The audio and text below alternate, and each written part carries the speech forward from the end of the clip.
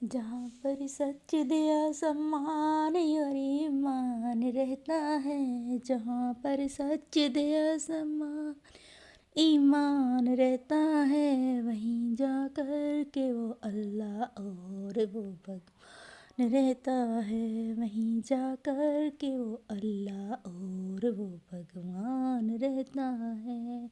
अगर तूने निकाला है किसी के पाँव का कांटा, अगर तूने निकाला है किसी के पाँव का कांटा, तोते है तेरे दिल में कोई इंसान रहता है, तोते है तेरे दिल में कोई इंसान रहता है। नमस्कार विद्यार्थियों, अनामिका अंबर जी की इन्हीं पंक्तियों के साथ आज का ये वीडियो प्रारंभ करते हैं। आपका अपने YouTube चैनल स्टडी PBN में स्वागत है, अभिनंदन है। तो शुरू करते हैं आज का अपना ये वीडियो। तो विद्यार्थियों, पहले वीडियो में हमने देखा है हिंदी साहित्य के इतिहास के बारे में। हिस्ट्री शब्द की उत्पत्ति कैसे हुई है, हिस्ट्री का जो भारतीय शब्द इतिहास है उसकी उत्पत्ति कैसी हुई है, इनके अर्थ क्या है, और विश्व इतिहास के जनक कौन है, उन्होंने इतिहास से संबंधित क्या परिभाषा दी है। कर्नल जेम्स टोड जी ने जो है हिंदी साहित्य नहीं, ये राजस्थान के इतिहास के जो जनक कहे जाते हैं, उन्होंने इतिहास से संबंधित क्या परिभाषा दी है। हिगल ने क्या परिभाषा दी है इतिहास से संबंधित, विक्रम महोदय ने क्या परिभाषा दी है, कलिंगवुड है उन्होंने जो परिभाषा दी है हिगल ने दी है। E.H. कार के अनुसार वो इतिहास को क्या मानते हैं, वेद व्यास जी क्या मानते हैं। उसके बाद हमने देखा साहित्य शब्द की व्युत्पत्ति कैसे हुई है, और साहित्य का इतिहास क्या है, इतिहास और साहित्य में अंतर क्या है। और उसके बाद हमने देखा तेन महोदय जो है इतिहास किसे कहते हैं, साहित्य किसे कहते हैं, और साहित्य के इतिहास के अंदर क्या क्या तत्व जो होते हैं उन्होंने मानने हैं। तो अब हम आगे देखते हैं कि साहित्य से संबंधित कुछ और परिभाषाएं, और उन परिभाषाएं को हम अच्छी तरह से देखेंगे। उसके बाद प्रश्न देखेंगे इनसे संबंधित। तो ये परिभाषाएं आप अच्छी तरह से सुनिएगा और ध्यान में रखिएगा। अगर आपने पहले यह सब नहीं देखा है, इससे संबंधित वीडियो जो आया था वो नहीं देखा है, तो एक बार आप पहले वाला वीडियो अवश्य देखें, ताकि प्रश्न आप देखें तो उनके उत्तर आपको आ रहे हों, आपको समझ में आए। तो कुछ परिभाषाओं से संबंधित इसमें प्रश्न आएंगे आगे। तो देखते हैं, तेन महोदय के बारे में पुनः थोड़ी चर्चा कर लेते हैं। तो तेन जो है ये आधुनिक इतिहास के जनक माने जाते हैं, फ्रेंच विद्वान हैं ये, और ये साहित्य की विभिन्न प्रवृत्तियों के मूल में 3 तत्वों को स्वीकार करते हैं, और ये तत्व इस प्रकार हैं। साहित्य के इतिहास की मुख्यतः 3 तत्व जो ये स्वीकार करते हैं वो इस प्रकार हैं: जाति, वातावरण, क्षण विशेष। और इन्होंने परिभाषा क्या दी है वो देखते हैं। तो इन्होंने साहित्य के इतिहास से संबंधित परिभाषा इस प्रकार दी है: किसी जाति विशेष की वातावरण विशेष से प्रभावित क्षण विशेष में निर्मित प्रवृत्तियों एवं घटनाओं का विश्लेषण इतिहास है। तेन प्रथम व्यक्ति थे जिन्होंने इतिहास लेखन में विधेयवादी पद्धति का समावेश किया। विधेयवादी पद्धति के जनक ये माने जाते हैं। अगर पूछ लिया जाता है कि हिंदी में सर्वप्रथम जो है विधेयवादी पद्धति का प्रयोग किसने किया है, तो वो आचार्य रामचंद्र शुक्ल जी होंगे। तो तेन महोदय ने जो 3 तत्व स्वीकार किए, तो इससे संबंधित इनके सिद्धांतों से संबंधित जो है डॉक्टर हडसन है, उन्होंने इनकी सिद्धांतों की आलोचना की है और आक्षेप किया है कि उन्होंने साहित्य के विकास क्रम का सारा महत्व उपयुक्त तीनों तत्वों को ही दे दिया है, जबकि साहित्यकार या काव्य रचयिता के व्यक्तित्व, उसकी प्रतिभा की सर्वथा उपेक्षा की है। यानी कि हडसन कहते हैं कि इन्होंने सिर्फ जाति, वातावरण और क्षण विशेष को ही महत्व दिया है। साहित्यकार या काव्य रचयिता है, उसका व्यक्तित्व है, उसकी प्रतिभा है, उसको कहीं स्थान नहीं दिया है। तो ये प्रश्न पूछ लिया जाता है कि तेन महोदय है, उन्होंने जो तत्व स्वीकार किए, उन्होंने जो सिद्धांत दिए हैं, उसकी आलोचना जो है किसने की है, तो वो हडसन महोदय है। और क्या उन्होंने कहा है? उन्होंने कहा है कि इन्होंने सिर्फ तीन तत्वों को ही स्वीकार किया है, कहीं भी साहित्यकार या रचयिता है उसके व्यक्तित्व, उसकी प्रतिभा को स्थान नहीं दिया है। आगे देखते हैं आचार्य रामचंद्र शुक्ल जी क्या कहते हैं। तो वो कहते हैं, प्रत्येक देश का साहित्य वहाँ की जनता की चित्तवृत्तियों का संचित प्रतिबिंब होता है। तब यह निश्चित है कि जनता की चित्तवृत्ति परिवर्तन के साथ साथ साहित्य के स्वरूप में भी परिवर्तन होता चला जाता है। आदि से अंत तक इन्हीं चित्तवृत्तियों की परंपरा को परखते हुए साहित्य परंपरा के साथ उनका सामंजस्य दिखाना ही साहित्य का इतिहास है। तो विद्यार्थियों, आचार्य रामचंद्र शुक्ल जी द्वारा दी गई परिभाषा बहुत ही महत्वपूर्ण है और कई कंपटीशन एग्जाम में पूछी गई है, तो इसे आप अवश्य ध्यान में रखें, इसे याद रखें। तो आगे देखते हैं कार्लाइल महोदय क्या कहते हैं। वो कहते हैं, किसी राष्ट्र के काव्य का इतिहास वहाँ की धर्म, राजनीति और विज्ञान के इतिहास का सार होता है। काव्य के इतिहास में लेखक को राष्ट्र के उच्चतम लक्ष्य, उसकी कर्मगत दिशा और विकास को देखना अत्यंत आवश्यक है। इससे राष्ट्र का निर्माण होता है। आगे देखते हैं डॉक्टर नगेंद्र के अनुसार कि वो साहित्य के इतिहास से संबंधित क्या बात कहते हैं। तो देखते हैं, साहित्य का इतिहास बदलती हुई अभिरुचियों और संवेदनाओं का इतिहास है, जिनका सीधा संबंध आर्थिक और चिंतनात्मक परिवर्तन से है। डॉक्टर नगेंद्र ने साहित्य की विकास प्रक्रिया के अध्ययन के लिए इन्हीं 5 तत्वों को विचारणीय माना है।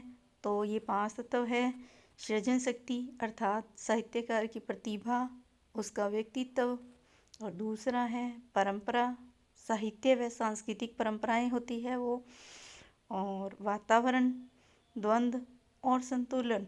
ये 5 तत्व डॉक्टर नगेंद्र ने साहित्य की विकास प्रक्रिया में माने हैं। और साहित्य इतिहास की व्यवस्था में जर्मन चिंतकों द्वारा युग चेतना के सिद्धांत स्थापित किया गया। तो ये पूछ लिया जाता है कि युग चेतना का सिद्धांत किन के द्वारा स्थापित किया गया, तो जर्मन चिंतकों के द्वारा किया गया। इस सिद्धांत के अनुसार साहित्य इतिहास की व्याख्या तद्युगीन चेतना के आधार पर की जानी चाहिए, उस समय की, यानी कि उस समय उस युग की जो चेतना है उसी के आधार पर की जानी चाहिए। उक्त विवेचना के आधार पर यह निष्कर्ष निकाला जा सकता है कि साहित्य के इतिहास का अध्ययन, विश्लेषण युगीन चेतना एवं साहित्यकार की व्यक्तिक प्रवृत्तियों के परिप्रेक्ष्य में किया जाना चाहिए। हिंदी साहित्य के इतिहास दर्शन के अंतर्गत निम्न तत्वों का समावेश किया जा सकता है। तो अब हम इसका निष्कर्ष देखते हैं कि कौन से तत्व है जिनको हिंदी साहित्य के इतिहास दर्शन में स्वीकार कर सकते हैं। तो पहला है साहित्यकार की प्रतिभा, उसका व्यक्तित्व का अध्ययन, यानी कि पहला है साहित्यकार की प्रतिभा और व्यक्तित्व का अध्ययन। दूसरा है युगीन चेतना का अध्ययन। तीसरा है साहित्य एवं सांस्कृतिक परंपराओं का अध्ययन।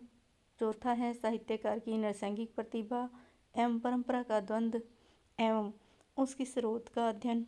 पांचवा है साहित्यकार द्वारा अभीष्ट की प्राप्ति। तो विद्यार्थियों, ये हमने देखी कुछ परिभाषाएं, और अब हम आगे देखेंगे इन्हीं परिभाषाओं से संबंधित, इन्हीं में से बने हुए कुछ प्रश्न जो परीक्षा की दृष्टि से अत्यंत उपयोगी हो सकते हैं। और ये नेट सेट में पूछे भी जाते हैं प्रश्न, और सेकंड ग्रेड फर्स्ट ग्रेड की दृष्टि से भी अत्यंत महत्वपूर्ण प्रश्न है। तो देखते हैं। तो विद्यार्थियों, अब हम देखते हैं इतिहास और इतिहास साहित्य के इतिहास से संबंधित कुछ महत्वपूर्ण परिभाषाएं। तो पहला है प्रश्न, इतिहास केवल घटनाओं का अन्वेषण एवं संकलन मात्र नहीं है, अपितु उसके भीतर कार्य कारण श्रृंखला विद्यमान है। पुनः बोलती हूँ, इतिहास केवल घटनाओं का अन्वेषण एवं संकलन मात्र नहीं है, अपितु उसके भीतर कार्य कारण श्रृंखला विद्यमान है। तो इसके विकल्प है विको, E.H. कार्लाइल और हीगल। विद्यार्थियों, ये प्रश्न जो मैं बोल रही हूँ आप देखना। पहले अगर आपने पहला वीडियो नहीं देखा है तो वो अवश्य देखें, और ये जो कुछ ऊपर परिभाषाएं बताई गई हैं उनको आप अत्यंत महत्वपूर्ण मानकर उनको एक बार आप उन्हें देखिएगा, और उन्हीं में से ये प्रश्न बनाए गए हैं। तो इन प्रश्नों को ध्यान से देखिएगा और देखिएगा कि आपके कितने प्रश्न सही होते हैं। कमेंट में अवश्य बताइएगा। और इस वीडियो में आपको केवल प्रश्न ही मिलेंगे, दूसरा वीडियो आएगा उसमें आपको इन प्रश्नों के उत्तर मिलेंगे। तो अवश्य बताइएगा कि आपके कितने प्रश्न सही होते हैं। तो देखते हैं दूसरा प्रश्न, इतिहास का संबंध न तो अपने आप में अतीत से है न वर्तमान से। इतिहास का निर्माता समय मनुष्य है, और मनुष्य चाहे जिस युग का हो उसकी मूलभूत प्रवृत्तियाँ एक सी रहती हैं। तो इसके विकल्प है Hegel, Colonel James Tod, Vico, Carlyle. एक बार पुनः बोलती हूँ। प्रश्न दूसरा, इतिहास का संबंध न तो अपने आप में अतीत से होता है न वर्तमान से। इतिहास का निर्माता समय मनुष्य है, और मनुष्य चाहे जिस युग का हो उसकी मूलभूत प्रवृत्तियाँ एक सी रहती हैं। तो देखिए इसमें कौन सा विकल्प सही है। प्रश्न संख्या 3, किसी राष्ट्र के काव्य का इतिहास वहाँ के धर्म, राजनीति और विज्ञान के यहाँ थोड़ी मिस्टेक है, विज्ञान के इतिहास का सार होता है। काव्य के इतिहास में लेखक को राष्ट्र के उच्चतम लक्ष्य, उसकी कर्मगत दिशा और विकास को देखना अत्यंत आवश्यक है। इससे राष्ट्र का निर्माण होता है। इसके विकल्प है E.H. Vico, Carlyle, Hudson. प्रश्न संख्या 4, अतीत की घटनाओं का वर्तमान के संदर्भ में अवलोकन इतिहास है। इसके विकल्प है हेरोडोट्स, तेन, हडसन, कर्नल जेम्स टोड। प्रश्न संख्या 5, सत्य घटनाओं का क्रमबद्ध अध्ययन इतिहास है। E.H. Hudson, Herodotus, Collingwood. और प्रश्न संख्या 6, अतीत की घटनाओं को क्रमबद्धता देकर कारण और प्रभाव को क्रम में रखना ही इतिहास है। कारण कार्य श्रृंखला में गूंथकर ही तथ्य ऐतिहासिक बनते हैं। जब किसी तथ्य की अन्य तथ्यों के साथ संगति खोज ली जाती है, उसके सही संदर्भ का पता चल जाता है, तो यह ऐतिहासिक तथ्य बन जाता है। इतिहासकार की प्रतिभा बिखरे हुए तथ्यों में निहित संगति के सूत्र खोज लेती है। तो इसके विकल्प है डॉक्टर नगेंद्र, E.H. तेन, हडसन। प्रश्न संख्या 7, किसी जाति विशेष की वातावरण विशेष से प्रभावित क्षण विशेष में निर्मित प्रवृत्तियों एवं घटनाओं का विश्लेषण इतिहास है। तो इसके विकल्प हैं तेन, हडसन, डॉक्टर नगेंद्र, हेरोडोट्स।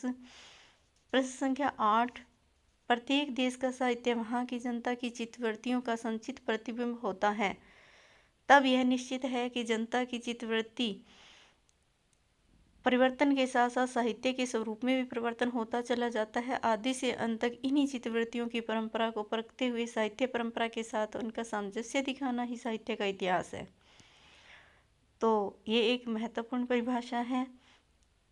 तो ये तो आप जानते ही होंगे इसका उत्तर क्या होगा। डॉक्टर नगेंद्र, आचार्य रामचंद्र शुक्ल, डॉक्टर बच्चन, डॉक्टर गणपति चंद्र गुप्त। आगे देखते हैं प्रश्न संख्या 9, साहित्य का इतिहास बदलती हुई अभिरुचियों और संवेदनाओं का इतिहास होता है, जिनका सीधा संबंध आर्थिक और चिंतनात्मक परिवर्तन से है। तो इसके विकल्प हैं doctor Nagendra, doctor Hazari Prasad Dwivedi, doctor Bachchan और डॉक्टर गणपति चंद्रगुप्त। आगे देखते हैं प्रश्न संख्या 10, इतिहास दर्शन का संबंध न तो अपने आप में अतीत से होता है, न ही अतीत के बारे में इतिहासकार के विचारों से, बल्कि उसका सीधा संबंध उन दोनों के पारस्परिक संबंध से होता है। इसके विकल्प हैं कार्लाइल, कलिंगवुड, विको और कार। तो ये थे कुछ परिभाषाओं से संबंधित प्रश्न, और पहला वीडियो हमने देखा उससे संबंधित प्रश्न। तो आप कमेंट करके अवश्य बताना कि आपके कितने प्रश्न सही हो रहे हैं, और इसी प्रकार चैनल पर बने रहिए। अगर आपने सब्सक्राइब नहीं किया है चैनल को तो अवश्य कर लें, और अगर आप पहले से जुड़े हुए हैं तो इसे लाइक कीजिए, शेयर कीजिए और कमेंट करके अवश्य बताइए कि आपको ये वीडियो कैसा लगा, ताकि हमें प्रोत्साहन मिले। अगर आपको अच्छा लगता है तो ऐसे ही वीडियो लेकर हम आते रहेंगे, और इसी चैनल पर आपको कई विषयों से संबंधित जानकारियाँ मिलेगी। कक्षा 8 से संबंधित, कक्षा 10 से संबंधित, कक्षा 12 से संबंधित कई अन्य वीडियो मिलेंगे, कई विषयों से संबंधित मिलेंगे, कुछ रोचक जानकारियाँ आपको मिलेगी।